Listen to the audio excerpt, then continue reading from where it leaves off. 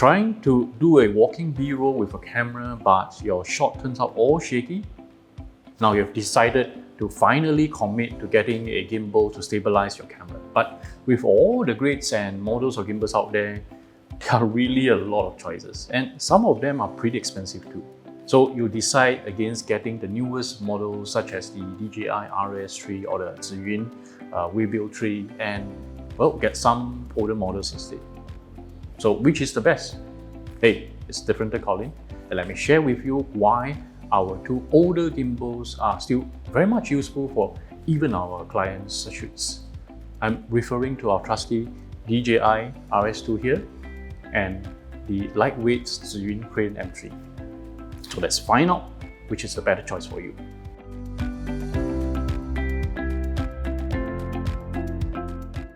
Now, a gimbal is a handheld device operated by a single person. Its main purpose is to reduce the shakiness of your footage so that you can achieve a more cinematic, cleaner, and smoother outcome. But between the DJI RS2 and the Zhiyun Crane M3, which is a better one? And more importantly, which one suits you the best? Well, just to let you know that this is a pure comparison video. It's not meant to be a review video. Okay, with that out of the way, let's start with the comparison, shall we? Well, we have been using our DJI RS2 for close to 2 years now.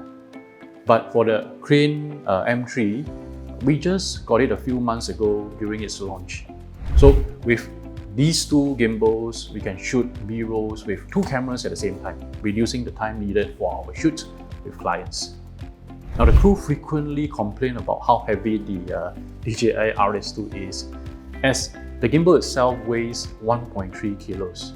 And if we mount our Sony a7 IV or our a7S III with a 24-70mm zoom lens along with it, right, the total weight would come out to over 4 kilograms with the cage on the camera and a few accessories. This is when our production crew will start crying for help after holding it up and shooting it for just 20 minutes straight.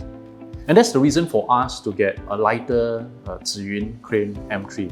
It only weighs 700 grams and when we add our Sony a7C and a 35mm prime lens, well, the whole thing should still weigh less than 2 kilograms, which is something the crew love to use. But there is a problem, which is the payload. The Crane M3 is only capable of carrying a compact size camera like the a7C with a short lens. And there's no way the motor can survive what we mount on the RS2. For instance, well, the a7 IV with a zoom lens.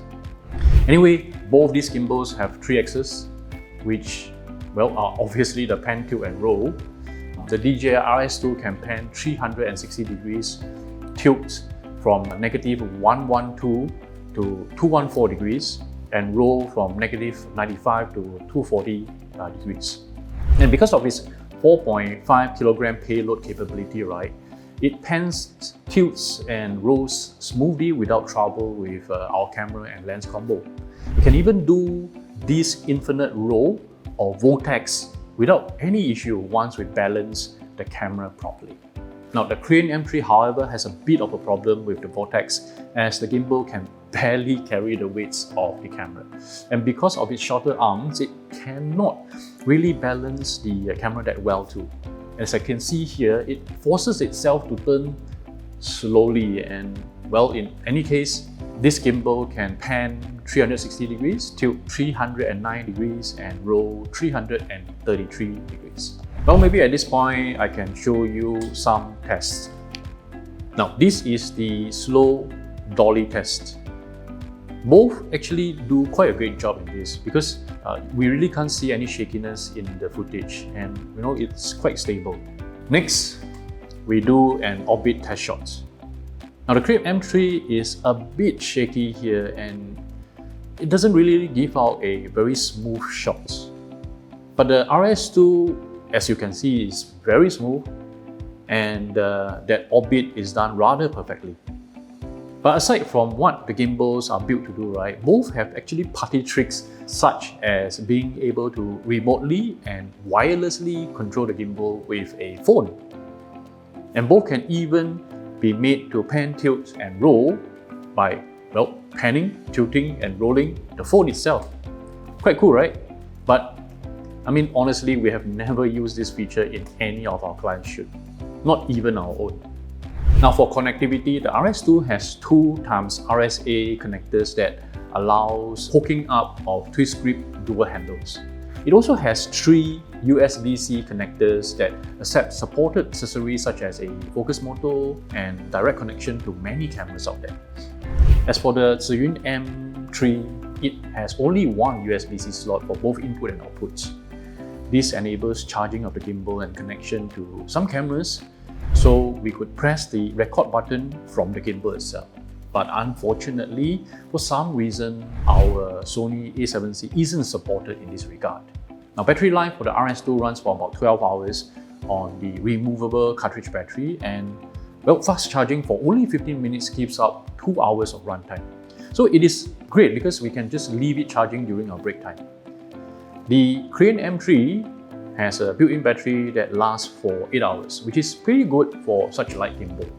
And it only needs to charge for 2 hours to get a full charge. But unfortunately, it is not removable. So in a nutshell, both gimbals are quite different in the way they can be used. The DJI RS2 is really a very capable gimbal for more professional cameras and lenses.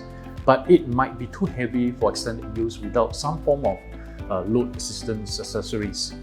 Now the Zhiyun Crane M3, on the other hand, is meant for smaller cameras. And because of the size, it can also be used for smartphones and action cameras as well. But don't count on it to be used professionally for client shoot. For us, well, this is meant as a secondary gimbal in our shoots. And because it doesn't look so professional, right, we could sneak it into some commercial shopping malls for some secret shoots too. So there you have it, the DJI RS2 versus the Zhiyun Crane M3. Yes, they aren't the latest models, but honestly, they are still really useful when you know how to use them to their limits. So let me know in the comments below which one you would purchase, for what need and why. Now, if you think that we have helped you in your decision on which gimbal to get right, hey, help us to like and subscribe to our channel, okay? Now make sure to also turn on notifications too, as there are a lot more shootouts in our subsequent episodes. So I'm Differenter Colin. Why be different when you can be differenter? I'll see you in the next video.